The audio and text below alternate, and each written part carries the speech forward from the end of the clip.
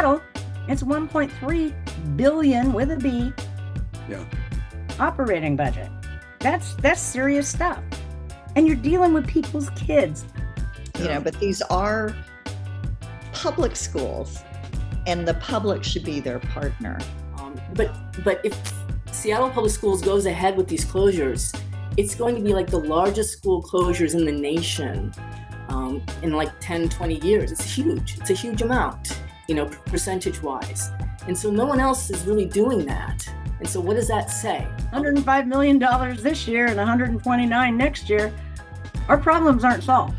I would demand to see the numbers, and I would demand to know what schools will be closed. It's just not fair to the community. If we were a business, we'd be bankrupt. Okay, I hope you will forgive me if I jump in here at the beginning and rudely interrupt, but I think that this podcast will benefit from some framing. My name is Dawson Nichols. I work in early childhood education, so mainly with children 0 to 5. Mainly I do trainings for the Office of Head Start.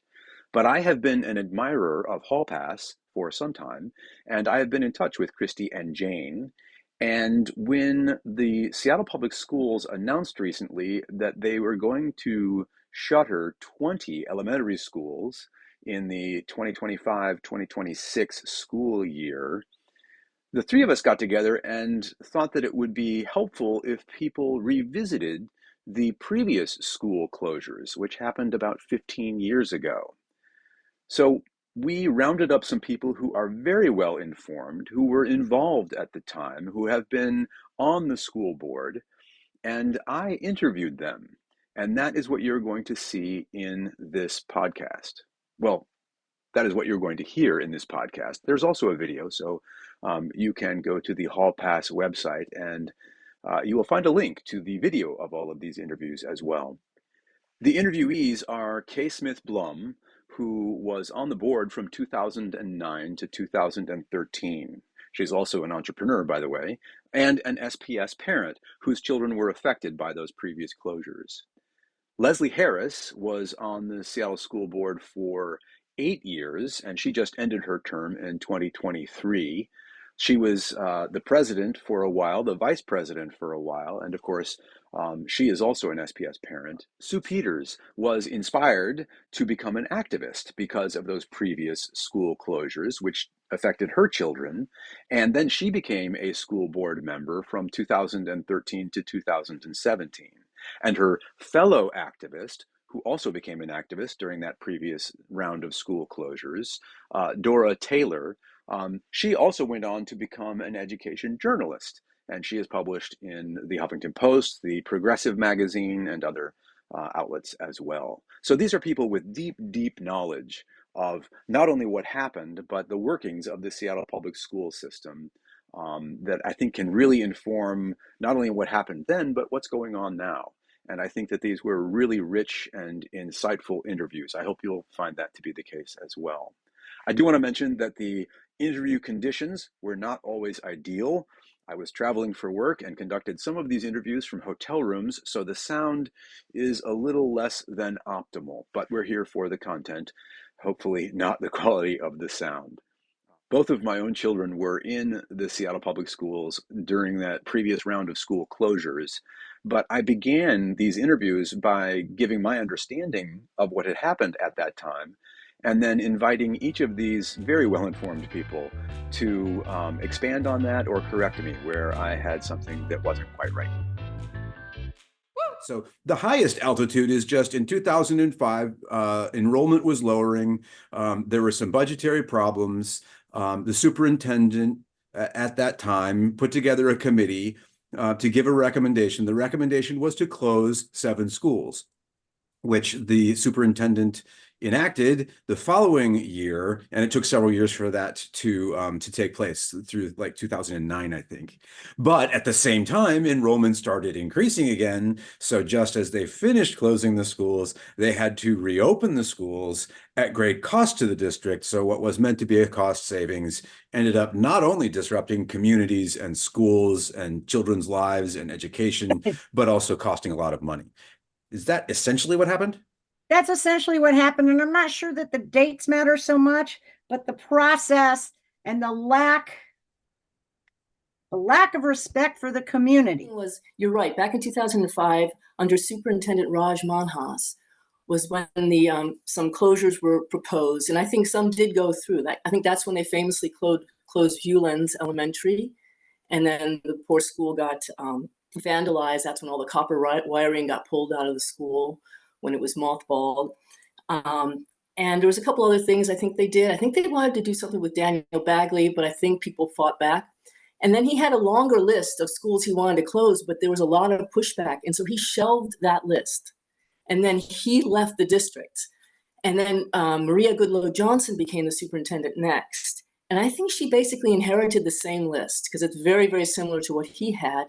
And she pushed it through. There were some tweaks that happened, but she did push forward the closures that Raj did not end up pushing through. And that's where people like Dora and I got involved, because at that point we were parents in the district and our children's schools were on that list. So you moved to that area specifically for that school, only to find out quickly thereafter that school was closing. Yes, exactly. There was a $34 million shortfall apparently. But the school closures only saved them $5 million to later on have to reopen 5 of the schools for a total of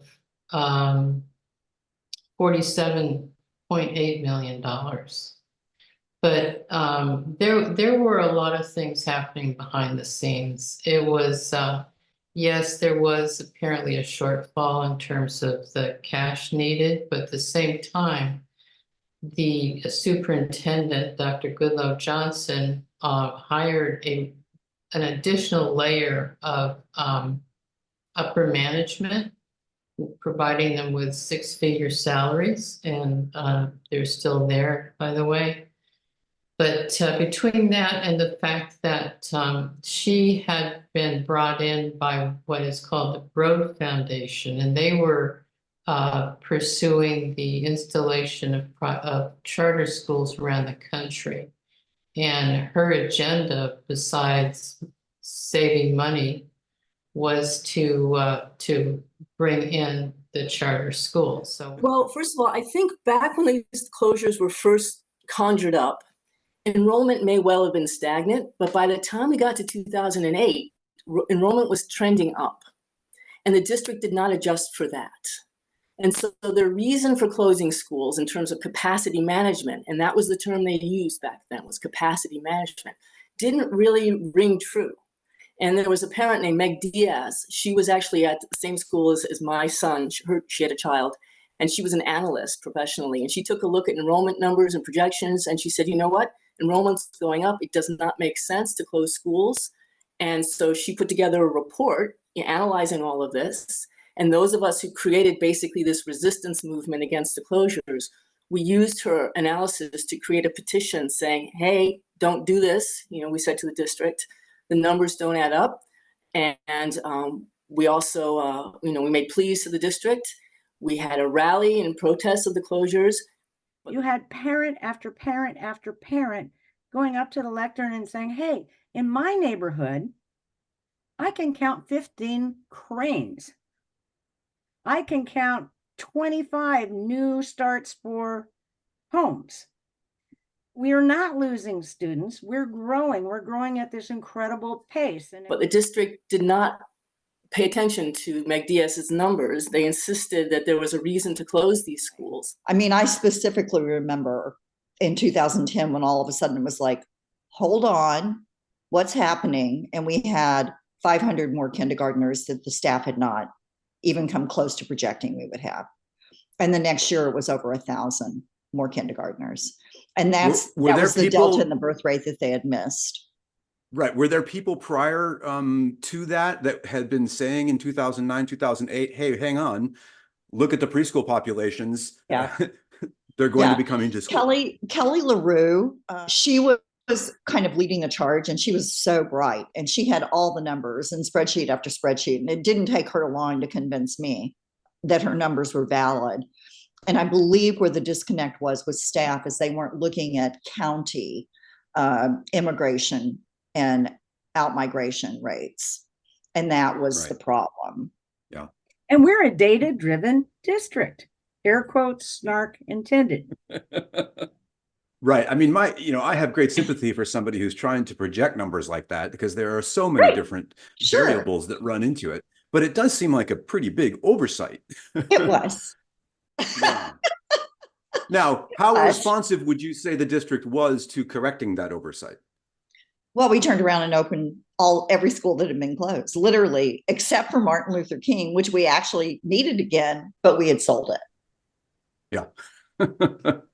Did you know that Seattle contracts out its demographic information, which we used to have a demographer, Yeah. but we contracted out.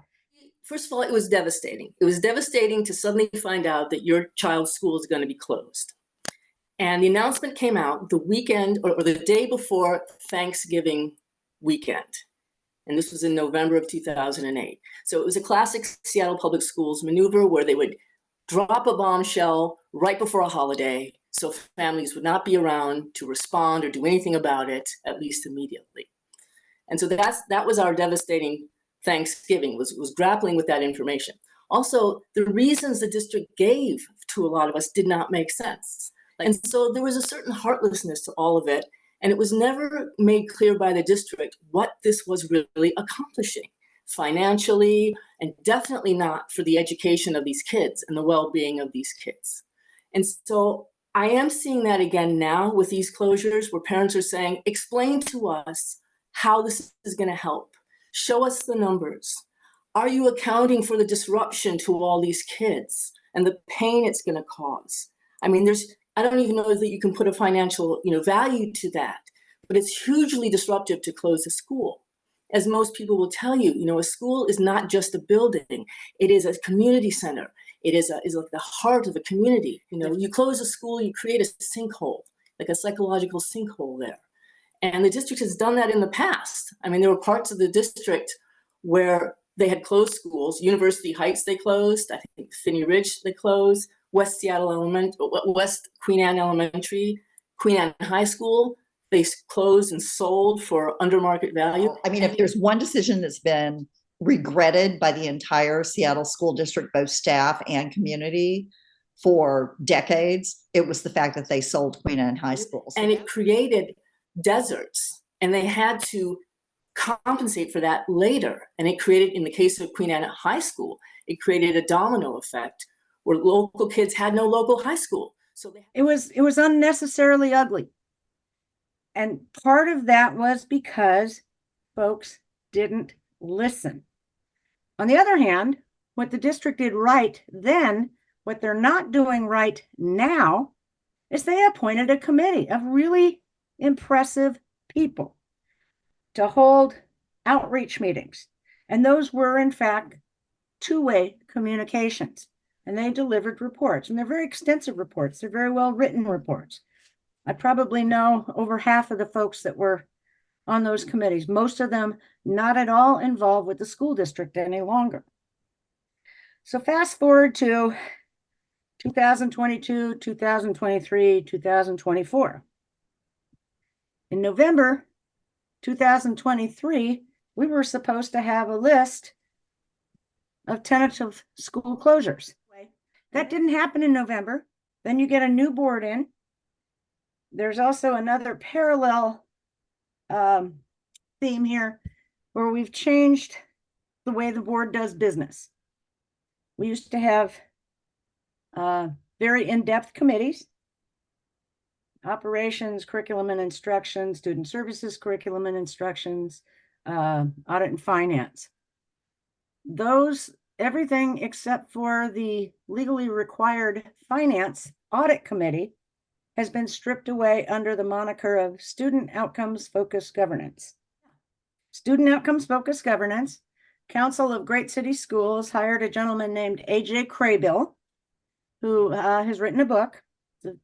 It's an impressive book. It's an honest book, but I fundamentally disagree with his concept that school board directors should not be doing constituency work. Part of student outcomes focused governance is you all are wasting your time getting in the weeds. You're not junior legislators. When you were on the board, there were several standing committees that the board took Yes. part in, and those Yes. have been shuttered. Yes, and I can't believe that that has happened. I mean, they're a very important part of the process of developing policy, transparency, and oversight. But the last couple boards since I left have not been interested in that. And I don't know whether they think the job is too complicated for them. But I mean, the Audit and Finance Committee, I was on that, crucial. I was on the Curriculum and Instruction Committee, very crucial. You know, there's the Operations Committee that dealt with buildings. And in fact, this would come under ops, closing schools. I don't know why they got rid of all of those. I mean, this is a whole other discussion. They are under the influence of the Council of Great City Schools and a fellow named Crabhill, who's teaching them something about student-centered governance. And somehow that leads to telling the school board that it should be hands-off and not be very involved in some oversight issues and should hand over lots of decisions to staff and the superintendent. And from what I can see, the balance is way off now, and the school board is not involved enough. It's not exercising enough oversight. For example, a proposal to close schools should be running through committees, and the board should be able to ask lots of questions, and the community should be able to sit in on these meetings. None of that is available right now. If you get community involved, it's usually very good for the system because they're the ones who know, right? Because they're on site all the time. It's what makes it so, I'll use the word curious, that community involvement is not being more invited. I think it has everything to do with leadership. Leadership either wants you involved or they don't. Leadership either knows how to involve people or they don't. Now, we are being told now that these closures will not happen in the 24-25 year, but the following year. But it sounds to me like you were getting at least more specific information closer to the time of the closures than we're getting now. That's true. We were given a list. We were given a list pretty early on. And this time around, they're holding their cards a lot closer to their chest. They're not naming the schools. And I don't know, none of us believe they have no idea which schools. We all believe they have some idea, but they haven't said which ones. And I don't know enough about the inner workings of the district right now to tell you why they're holding back on listing schools, other than the fact that it will create major pain and it starts to pit communities against each other, and things can get really ugly once people find out that their school's being closed, but their neighbor's school is not, that sort of thing. Right. But as you just outlined, there is also an opportunity at that point for a community to get engaged and to perhaps give some information to the school district that they don't already have that might actually, help them make a better decision about which schools to close if they need to close any. It strikes me as very odd that they wouldn't want to tap that great resource of knowledge that is the community they serve. You make an excellent point, and that is how it should go. But now you're making me think maybe they looked back at the closures of 2008, 2009, and looked back at the pushback they got from all of us. And we were a very big coalition that traversed the whole district with multiple schools, multiple communities, multiple backgrounds. We united and pushed back. Maybe they don't want that again. So maybe they're holding off on this list so that people can't come to them, the Meg Diaz's of this time, and say, hey, I can show you why you shouldn't close my school. Maybe they don't want to hear that because then it becomes too complicated. Well, don't worry about it. We have to have hearings. And once we put this list out in June 10th or whatever the heck date it is, then you all can talk to us. You've got graduations, you've got summer, you've got the start of school. Yeah. That is not the time to be doing community outreach. But I am suspicious of the timing because the summer is the worst possible time to try to organize. And they have made these announcements right before the school year's ending. And that makes me very sad. Well, it's just the same old thing.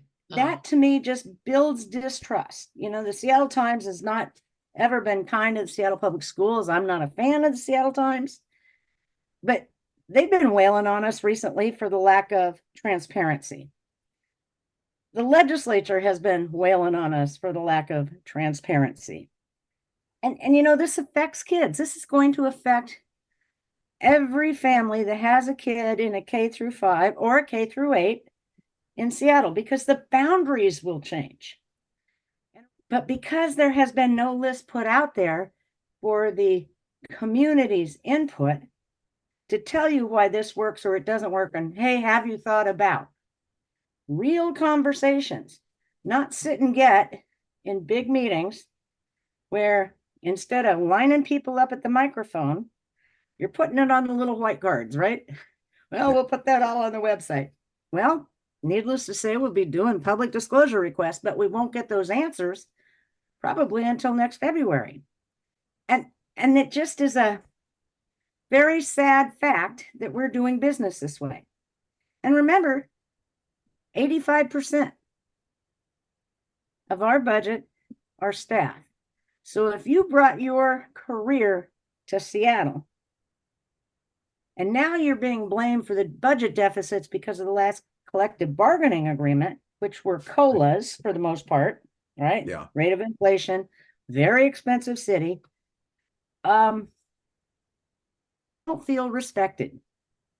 You won't feel as though you have a career path that you feel good about. You'll keep teaching the kids, but it's like, y'all need to get out of my way so I can teach the kids.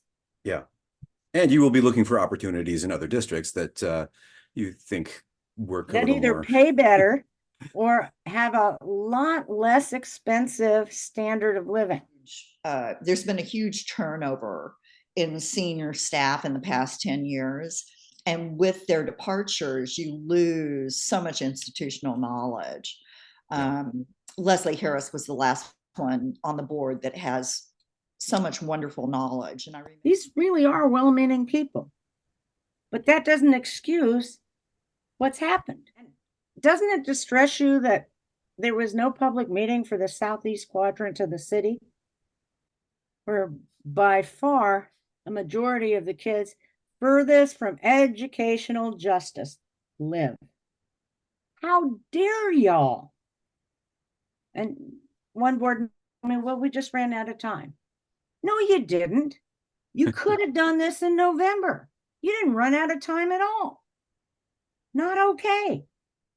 Last year, the staff surveys were never made public, and not to the board. Wow. There's been a real crackdown on whether staff can talk to board members. There have been principals who have been found guilty of insubordination for talking to a board member without permission. We didn't get the guiding principles until about a week ago, by the way, for this whole exercise. But the guiding principles in 2006 that aren't incorporated in this year's guiding principles have 4 salient differences. Minimize disruption to students, families, and staff. Engage the community in finding solutions. Family satisfaction. Effective connections with community. Wait, now you're saying that those were in the previous mix and they are not in this mix? That's what I'm saying. Minimize disruption to students, families, and staff. Engage the community in finding solutions. Family satisfaction. Effective connections with community. Were in the previous mix and they are not in this mix. That's what I'm saying. Mm-hmm. And that's really telling. And my gut told me that it was missing, but until you do the deep dive and the Wayback Machine and archive.org and dig this information out, you know, it's just a gut. But there's a, I'm going to use the word paranoia. Not Is cool. it your understanding that we'll find the list on the 10th? We will be given the list on the 10th? Well, we thought that in November. So I don't know. Yes. I don't know. I honestly Yeah. do not know. I hope we Yeah. are, so we can get over this hump and start building back up trust to see what's been going on behind the curtain. So I think history has a tendency to repeat itself. My biggest fear, and it's a parallel, would be that we end up selling some of the schools that are being proposed to be closed. That's my biggest fear. Alternative schools, K-8 schools. There is a very strong, very long-held perception that administration wants to do away with those two types of education in this city. There are those that have suggested that alternative education was a response to white flight, and I could not more fundamentally disagree. Alternative education is a recognition that kids are not widgets and that they have different learning styles. Now, are they too white? Some of them absolutely are. But what's your problem statement? If they're too white, what are we doing to increase that diversity as opposed to killing them? K-8, there are so many children, and they are children at that age, that would not survive in a giant-sized middle school. And they need that smaller arena. And they're not that much more expensive. Sometimes I wish I could just go out there and debate them. So, and the fact that the district has not been that supportive of our option schools, of any alternative programming, that it has targeted, like I mentioned, the Montessori schools, the gifted program, alternative schools, advanced learning, walk to math, all those sorts of things, one by one, the district has been targeting and getting rid of, leaving people with more of a cookie cutter, one note option, the sort of things that keep parents interested in the school district, this school district has been getting rid of.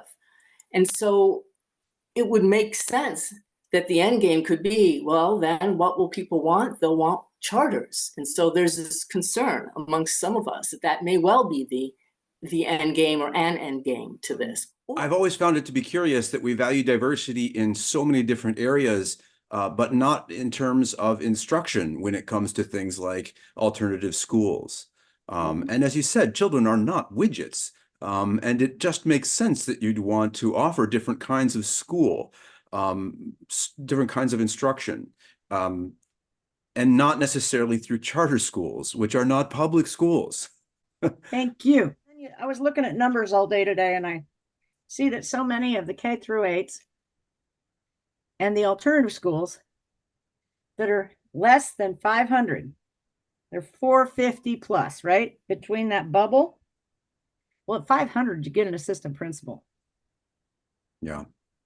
So if you're not moving the wait list, again, a cynical person would say you're gaming the system.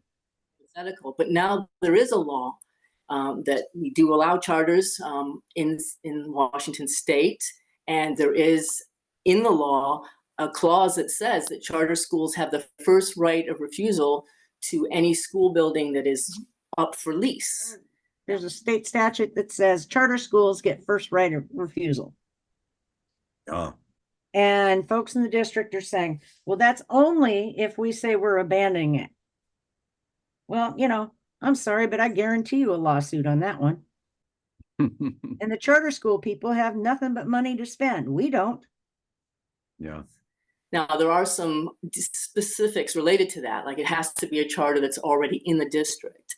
But the fact of the matter is, we do have some charters in the district, and they would have first chance to lease any buildings that the Seattle School District might close and offer up for lease. So something I've never quite understood, and I have heard about this, can we say animosity toward alternative schools? At least some suspicion of them.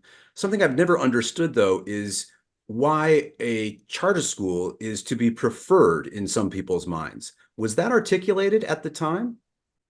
No, not at all. That was an agenda that we only discovered through a lot of research and a lot of communication among ourselves. Because we began to question the decisions that were being made. We had a lot of people in the research, including myself and many other people. And that's when we discovered exactly why the alternative schools were a target. Mm-hmm. And the district was not above board about this. No, not at all. We weren't supposed to know anything, but we discovered not only was this happening in Seattle, this was happening around the country with a lot of what they termed road superintendents. So they were in Detroit, they were in Denver, they were in Florida, they were around the country dispersed by the Broad Foundation through all their money in Eli Broad.